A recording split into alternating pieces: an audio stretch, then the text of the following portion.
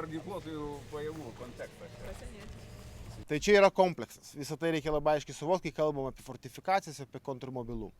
Tai minos, ugnis, kuri dengia visokias fizinės kliūtis ir be abejo pačios kliūtis. Tai kas yra mūsų tame plane? Tai yra 27 kontrmobilumo priemonių parkai. Jie jau pildosi, priemonės jau važiuoja, 4 tipų priemonės, vieną iš jų matot, net 2 matot čia, tai yra drakono dantis arba tetraedrai, ežiai surenkami, gelžbetoniniai blokai ir ispaniški arkliai kaip tam tikras užtvaras, tai yra tos 4 priemonės, kurios per rudenį suvažiuos ir pavasarį baigs važiuoti į mūsų 27 kontrmobilumo parkus.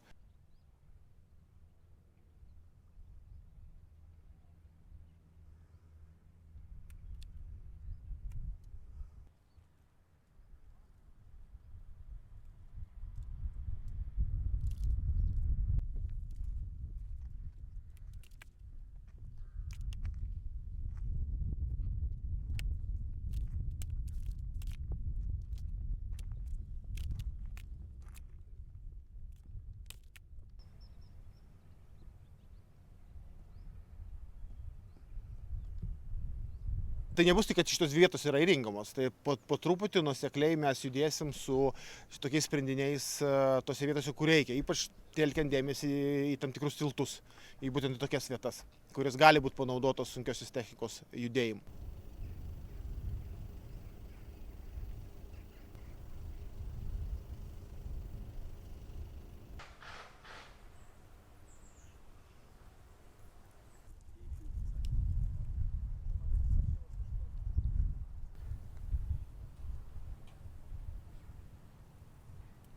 Tai yra didžiulė priemonė, kuri užtikrina kontrmobilumą. Ką tai reiškia? Pirmiausia, tai yra laiko išlošimas. Visos šitos priemonės ženkliai stabdo priešiškos valstybės kariuomenę, judant link mūsų valstybės. Ką mums tai duoda? Pirmiausia, mums tai duoda laiką sutelkti savo pajėgas, laiką atvykti NATO sąjungininkams į mūsų valstybę ir padėti apsiginti.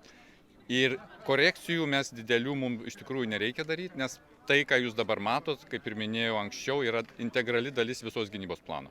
Kažkada seniau siūliausi, man užvakar sakė, kad dar nevažiuosiu.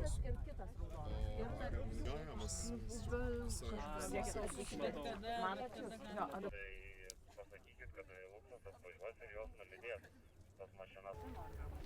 Tai va, dabar realiai. Labai rimtų incidentų nebuvo. Apskritai galima būtų pasakyti, kad šiandien mes nefiksuojame labai daug incidentų prie sienos su Rusijos federacija. Vasarą būna gal šiek tiek daugiau tokių netyčinių valstybės sienos pažeidimų. Tai suprantama, žmonės važiuoja prie jūros, plaukia įvairiom priemonėm ir kartais būna tiesiog dėl neatsargumo nuplaukia arba į Rusijos teritoriją arba teritorinius vandenis, arba atvirkščiai Rusijos poilsiautojai, turistai netyčia irgi atvyksta pas mus.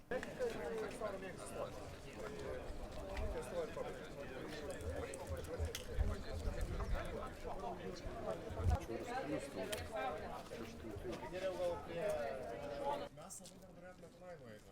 Trumpam, 5 minutėm. Jo. Tai sovietkai yra, pažįstamų, visko yra, likusių daug yra, bet kai jau te nuvykti neįmanoma yra. Tai, tai ir draugų ir visko yra tų rusų. Turėjom anksčiau vaikystėje. Atvažiuodavo ir tie rusai čia pas mus bendraudavom. O dabar jau baigėsi viskas draugystės.